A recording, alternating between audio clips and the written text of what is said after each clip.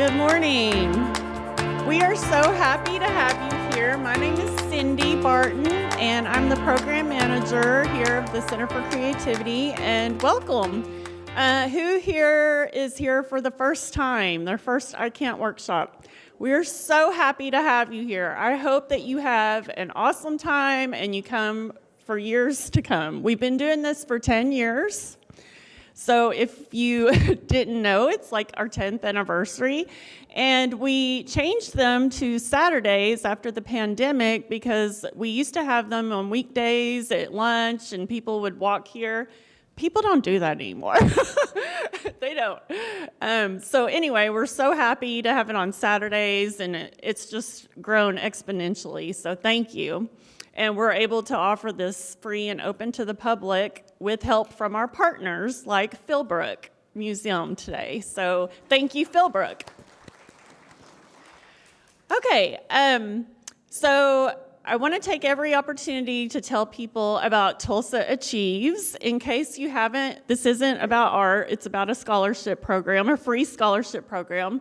So if you have a friend or a kid or someone with a kid who is getting ready to go to college or is getting in high school, they can come, if they live in Tulsa County, they can come to TCC and get their first 2 years for free.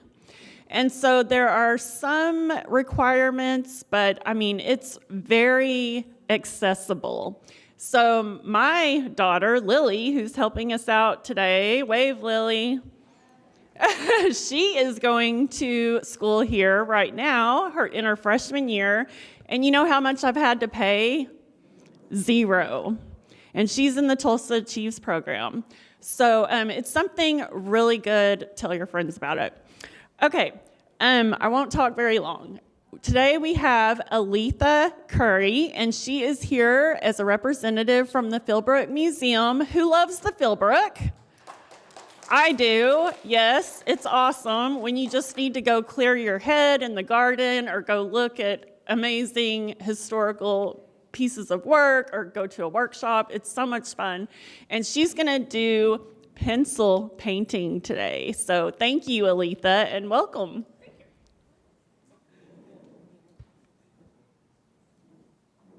Good morning, and thank you all for being here. I wasn't expecting I wasn't sure how many people would show up because it's really not good weather, and I thought, oh, nobody's going to come. So I applaud everybody for being here. This is one of my first pieces that I ever did in colored pencil, and this is what we're going to be doing, not this, but the technique is what you're going to be doing today. It's called layering. So we are going to do layering in colored pencil. That's one of your kind of basic techniques that you do. Layering, we might make it into some burnishing. We'll see how fast we go. These over here, these two, I use Turpenoid with, which dissolves the wax in the colored pencil, and it's like magic. It does some really cool stuff to your colored pencils. Some of the colors even change. It's like getting a whole nother color out of your pencil. And this one back here, it falls down, so I didn't have any place to put it. I brought this because I just wanted you to know, you can go big on colored pencil. You don't have to do little bitty stuff. I think this is 30 by 40 or something like that, maybe. I'm not sure. I believe that's what it is. But so this was a little bit different technique than what we're doing today, but similar. It's all layering. Even if you use Turpenoid, you still layer to get your colors on there. So let me see if I can move this thing back.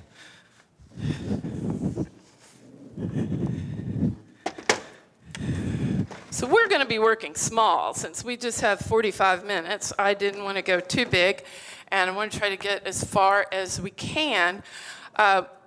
I gave you an information sheet that talks about different kinds of colored pencils, papers, things like that. We are using Prismacolor colored pencils. Let me move this. Okay. We are going to use Prismacolor colored pencils, which are wax-based. And they do come. I asked for this set for Christmas because I knew I was doing this class, and I have had, some of my pencils are so old they've been discontinued, and they don't have the right name on them anymore. You know, they change the colors, change the names, different. Instead of calling it dark brown, they call it coffee brown or whatever. And I wanted to make sure I said the right color name when we were looking at colors and all. So it comes, there's 150 pencils in here. This is every pencil that Prismacolor makes. And they make sure, if you do buy colored pencils, you want the soft core, which is what we're using today. Very thins are made by Prismacolor, and they're very hard. They're good for hard lines. If there's some, I use them very, very little. I have some, but I don't use them very much at all. So it talks a little bit about surfaces. We're using bristle board. This is what we're doing today. This little piece of little tile that you have, this is bristle board. I know the big one over there is on illustration board. That's something else I like. I am using an electric eraser. So if you don't have this gadget in your repertoire, I put a star beside it and beside my electric pencil sharpener, because these are two things that I can't live without, okay? To me, these are very, very important. This is $4.99 at Hobby Lobby, and I think this was the same price, $4.99. It takes some batteries and that's it. But electric erasers are awesome, and they work a lot better on colored pencils than some erasers, okay? So those to me are very, very important. All right, so first thing we're gonna do is, I gotta see what I'm looking there. Okay, this is what we're going to do today. This is the apple that I drew from, so there it is. When you draw in colored pencil, you want to do your drawing in colored pencil if you can, all right? Now, I've transferred a drawing with graphite paper.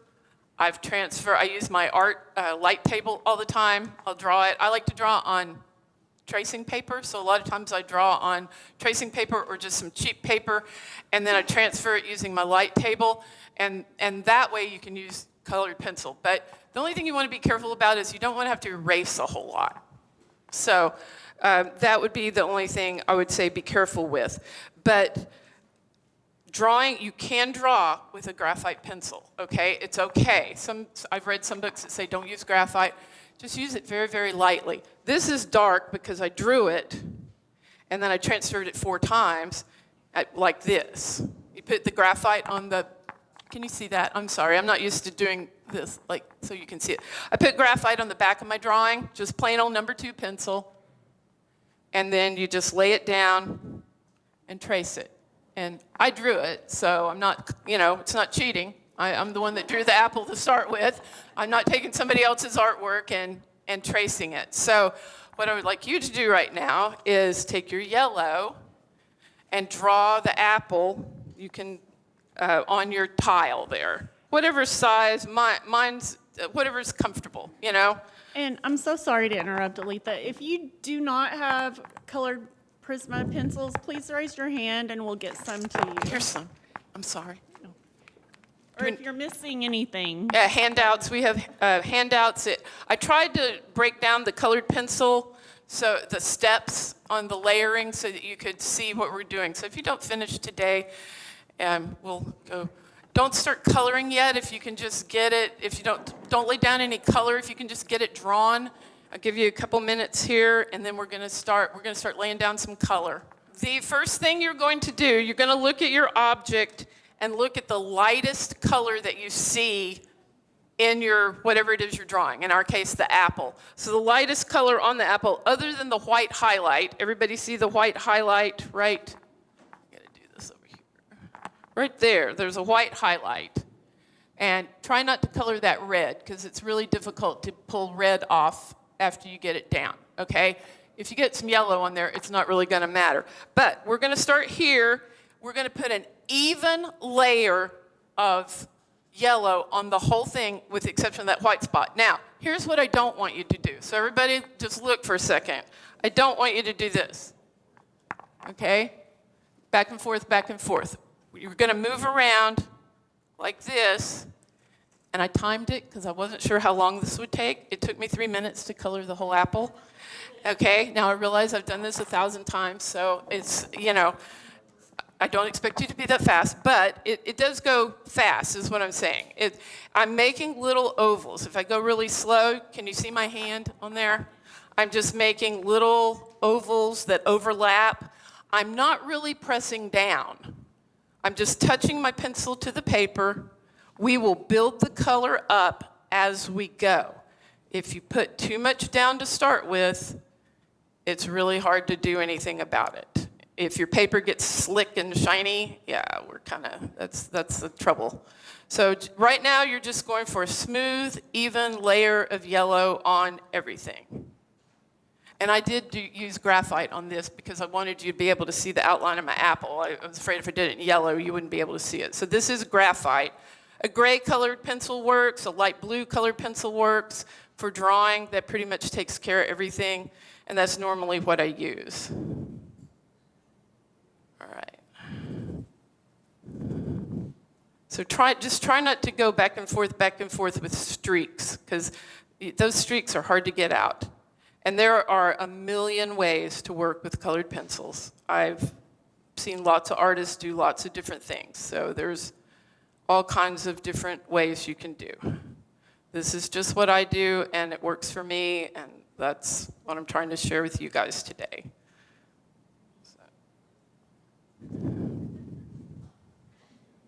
And yellow, it's kind of hard to mess up really with yellow. It's kind of a forgiving first layer because it's light. And we're just going to cover over everything. If you forget the little white spot, don't worry about it. You should be able to pull that out with your eraser at the end. I do have this little gadget. If you don't have one of these, it's an eraser shield. I love eraser shields. They just have different shapes and things on there. So if you go outside, you can just lay it down and protect what you need to protect, and then take your eraser and just, these are very handy, and they're not expensive, very cheap.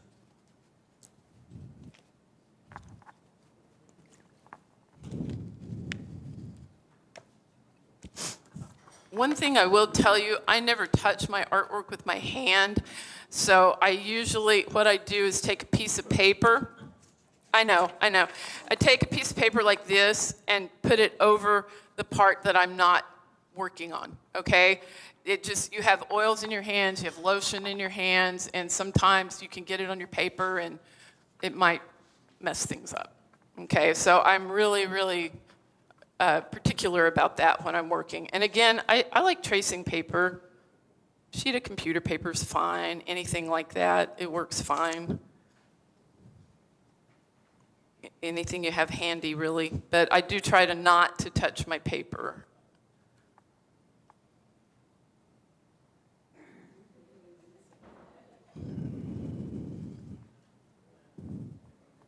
And it's just not pressure right now. It's just light yellow. You're not pressing down. You're just touching it to the paper. And I'm moving in little oval shapes, again, little ovals that overlap. It just really helps to smooth things out if you can get a handle on that technique.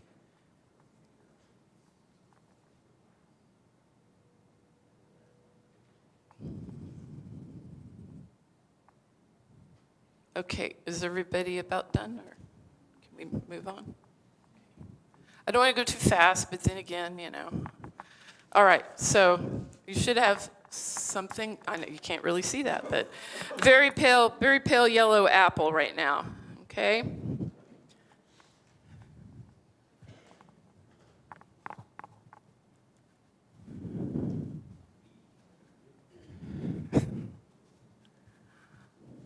All right, if you look at the second apple, it's okay to move to the second one? Okay. All right. Again, try to leave, we really want not to touch this with the, where the white is. Try not to get the red on the white. You're going to put an even layer of red everywhere except for that yellow spot and wait, you can't see me. Sorry. Okay. Everywhere except this yellow spot right here. But then it's upside down. Okay. All right. Everywhere except the yellow spot and the white spot. So this yellow spot on the apple right there, and then the white highlight that's over to the side. Don't put any red there, and then there's a little bit of yellow right behind where the stem goes. Little bit of pure yellow there. So you're going to leave your spots of pure yellow, and you're going to put a layer of red over basically the rest of the apple. We're layering. So you've got a layer of yellow, and hopefully it's pretty even. Then we're going to put a layer of red on top of that. Same method. Keep it small ovals. Don't get too, it shouldn't look like curly hair. Okay, so if you can see your circles, tighten them up a little bit, make them more of an oval kind of shape, and it should look okay like that, hopefully. Okay, if you are ready, some of you are and some of you are not. If you look at the apple, sort of kind of to the middle and to the right-hand side, from the middle to the right-hand side, it's very orangey looking. Let me see, right here. Okay, so from here over, it's very orangey. And we are going, if you look up here, it looks more orange. Whatever layer of colored pencil you just put down tends to show up a little more. So we are going to, right in this area here, not on the whole apple, just right in here, we're going to put another layer of yellow. So we're going to go back and forth, building up our layers until it looks the way we want it to. Okay? So if you look at number 2 drawing there, the red over here looks a little different than the red over here. This is far more orangey on this side. So those of you that are ready, go back and put another layer of yellow on top of that red you just laid down. And this one that I showed you at the first, this cactus blossom, I can tell you that black down there was 16 layers, okay? It's not black. It's indigo blue, purple, like a dark purple. I think it has some possibly dark green in it. This one I did a while back, so I don't exactly remember. But it does, I build up the colors as I go. So this is 16 layers to achieve that harsh, heavy black that I wanted. And again, I don't use black. I take my colored pencil black and lay them to the side because I just don't, it's not something I like usually. I occasionally, but not very often do I use black. One thing I do need to tell you guys, it's really easy to add more. It's really hard to get it off with colored pencil, okay? So I would rather see your layers a little too light, and then when you get to step 3 and 4, you go, oh, I need to punch this up and add more to it, okay? Because we're going to keep doing this. You've added yellow, you've added red, you've added some more yellow. So step 3, that one's a little tricky, so don't go there quite yet, but we're going to add indigo, and you have to be really careful with the indigo, but because it's really dark. But just remember, you can always add more. You can't. It's difficult to take it off sometimes. Paper has a tooth, and they call it that because if you look at paper under a microscope, it looks like little teeth. And some paper has less tooth, and some paper has more tooth. Paper like this, like copy paper, is not, it's pretty slick, and there's not much tooth to it. So that's why you want something like bristle board that has more tooth. Watercolor paper is too rough usually, even the smooth stuff, and it's generally, but try anything you have at home. I mean, if you want to try it, but illustration board and bristle board are my 2 favorite surfaces because they're smooth but not slick, and they have a good tooth to them. If you take your colored pencil, don't do this on your artwork, but if you take your colored pencil and you press down really hard over to the side, like as hard as you can, it gets that super slick and shiny look. You don't want to do that right away. We are building up. Number 4, you will see more and more wax as you go, and it will get kind of shiny looking. If you get enough on there, it's called burnishing. And it sort of blends, all the little graininess will go away in the final step, and it will blend all those little things out, okay? So if you're concerned that yours is maybe a little grainy looking, so are these. These look grainy right here. It has a grainy look to it, but it's far smoother here. And it's because I just pressed down harder. But it's important to build up those layers, not start with them like that. You can't just get your colored pencil and color it red. You're painting. That's what you're doing. We're just blending the paint right on your paper as opposed to blending it and then painting with it. So this is considered a form of painting.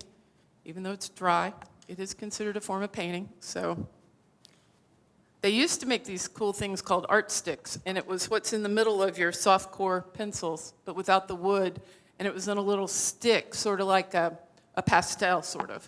And unfortunately, Prismacolor decided to discontinue those, and those were awesome. You could do so much with those. I love the art sticks. If you ever find any in a store somewhere that still has some sitting around, I'd buy them, because I saw some for $200 on eBay. I thought, I don't think so, but they were. So, and this one, again, no terpenoid. This is what you guys are doing. It's just big. And this is kind of shiny, I think, down here. And that's because I have those 16 layers and so much. It was a harsh 12 noon shadow on that delicate little tiny blossom. And that's what really captured me about that, was the shadow and the soft, delicate blossom and those harsh shadow and the spikes of the cactus and all that. But it will get shiny, so as you go, as you build up. All right, ready for number 3? All right, here we go. Number 3. All right, right behind the stem, you see a little spot of green. That's your indigo blue. Do not press down. I mean, it's so delicate. Have a feather touch. Remember what I said? You can always build it up. It's real hard to get it off if you get it on there too dark, okay? So I would just feather touch that little area. You're blending the indigo blue with that yellow that you already have there, just in that little area, not on the whole thing, just a little bit. And then down this side here, down this side of your apple, you're gonna put a light layer of indigo. Again, you can always put more if you decide, I think that needs to be darker, but it's difficult to get it off, okay? So that's we're working on shadows. We're building from lightest to darkest.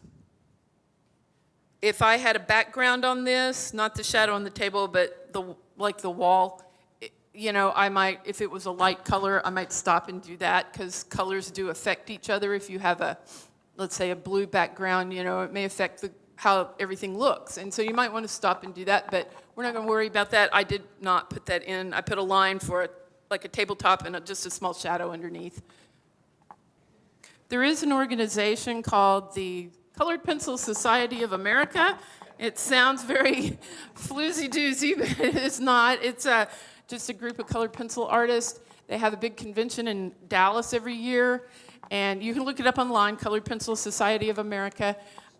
They used to have a chapter here in Tulsa, but we no longer have one.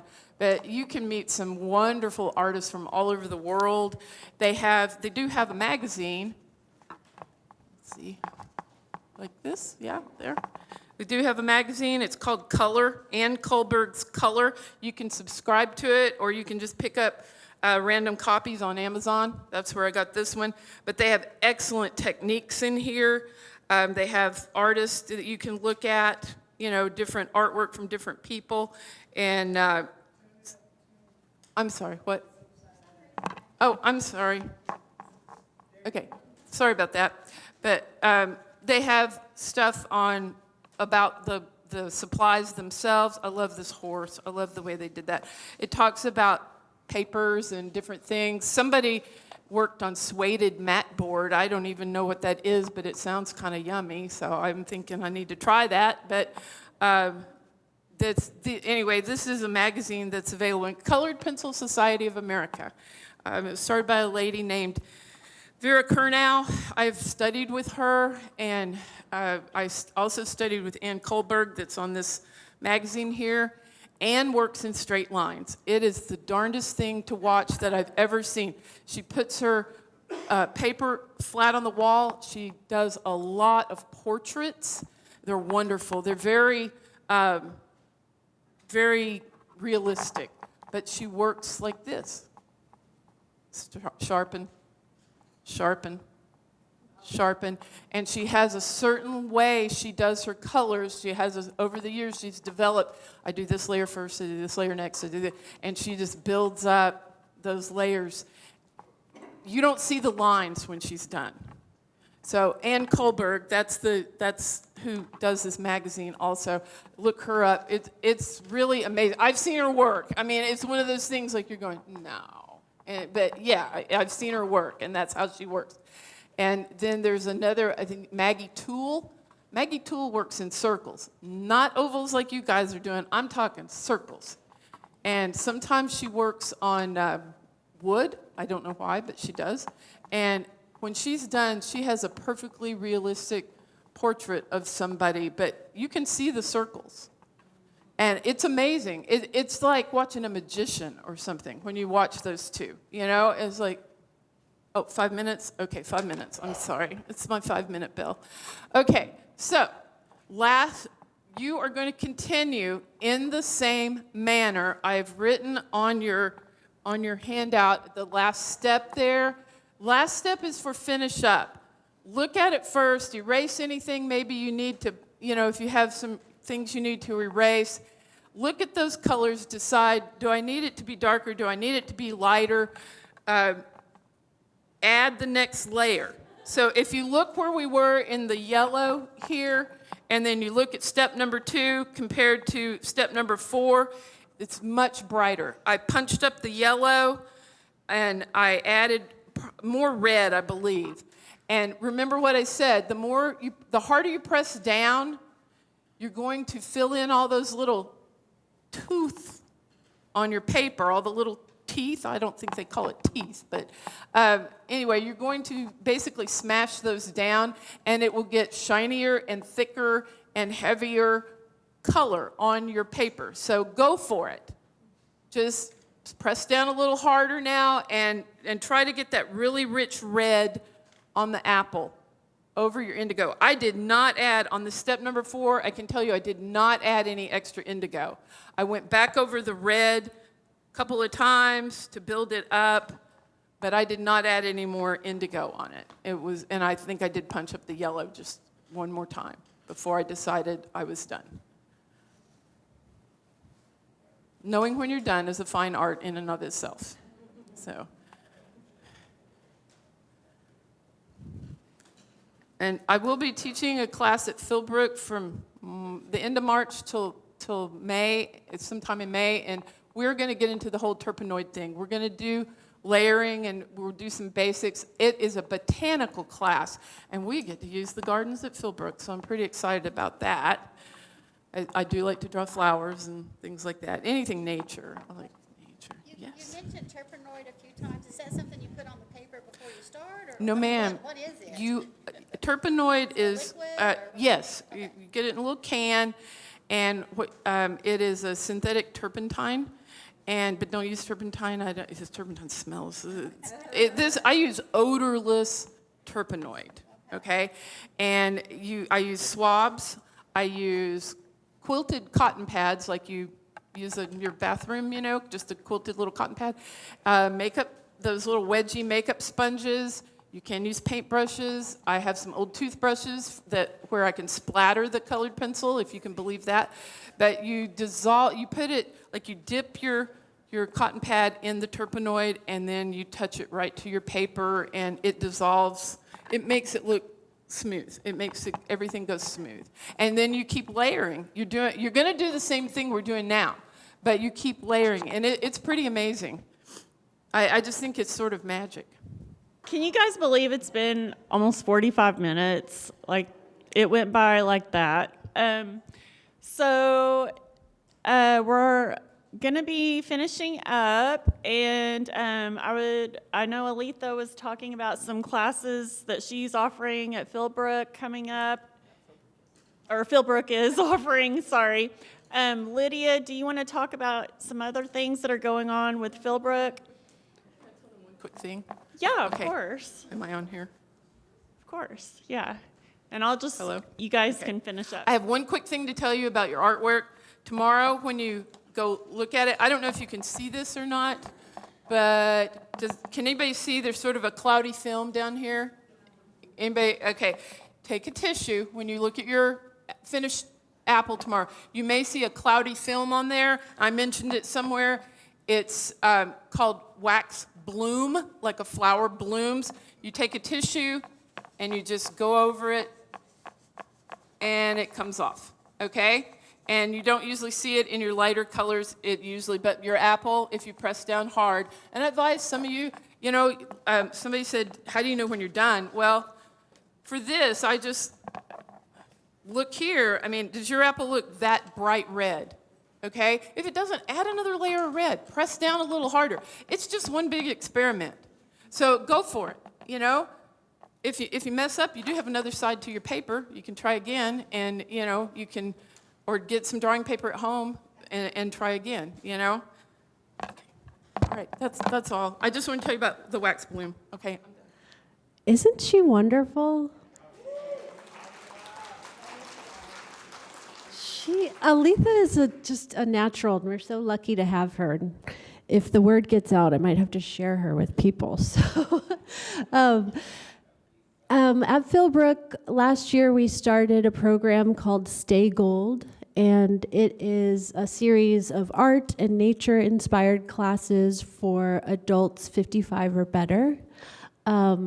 It's been a wildly popular program, and classes typically sell out really fast. So we're trying to find ways, kind of like this, to partner with the community and get our classes out into Tulsa so that more people can experience them.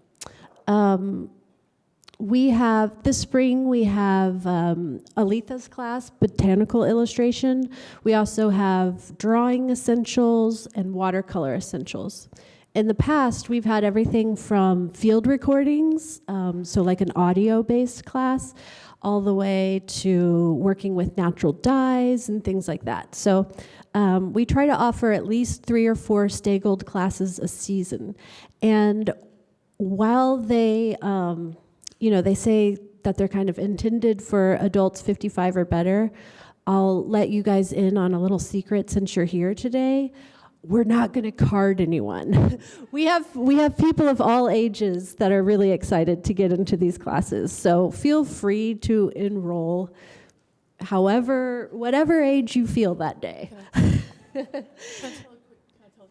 Yes, yeah. Oh, wait. Okay, before Aletha tells one last story, I do have to say this is kind of a full circle moment, because when Cindy was talking about Tulsa Achieves, I actually went here to TCC as a Tulsa Achieves student, and then there's also really generous transfer scholarships to the University of Tulsa. So then I was able to transfer there, study arts administration, and now full circle, we're all the way back. So it is an incredible gift to our community to have that program. Okay, well, let's see. It's not, yeah, thank you. It's not coming on again. Okay. This is a full circle moment kind of for me, because I went to the Stay Gold classes in, a year and a half ago, I guess. I wanted to take a painting class because I'm a 30-year veteran art teacher from public schools, okay, in the area. So that's what I did for my life. And thank you. But I hadn't, I've worked on my art a lot, but I wanted to do some painting. So I found plein air painting, which is painting outdoors at Philbrook. Again, we got to go out to the garden, so that was awesome. I fell in love with it. And then for Christmas, my mom, she was 86 at the time, she gave me a ticket to go to the plein air convention, which was in Asheville, North Carolina at the time before they had the big hurricane mess and all that. It was kind of right before that. But I'm from North Carolina originally, so I'm related to like half the state. So my aunt and uncle picked me up, and they took me to the. I went to the plein air convention. There were artists there from 30 countries. I can't even. It was so wonderful, you guys. And so I feel like this is kind of a full circle moment for me. Here I am teaching. I'm going to be teaching for the State Gold. So yeah, I know it's awesome. I love Philbrook so much. So. All right. Well, thank you guys. If you will please put all your supplies back in that little basket, and keep your handouts and your artwork, but I need the colored pencils and all back. I'm sorry. And you can get them Ziegler's, Hobby Lobby, Michael's, and I will say the cheapest, Amazon. Cheapest place I did find them was Walmart. They have them in really cool sets. For the botanical class at Philbrook, we're going to get they have one for botanicals, colored pencil, little Prismacolor sets for botanicals. And they have portraits, if you like to draw portraits. They have all kinds of different little sets. You can also buy them individually. Pick up the colors you would actually use for yourself. So that's pretty cool, too. So thank you guys for being out here on this nasty day. Have a good time. Enjoy the rest of your day.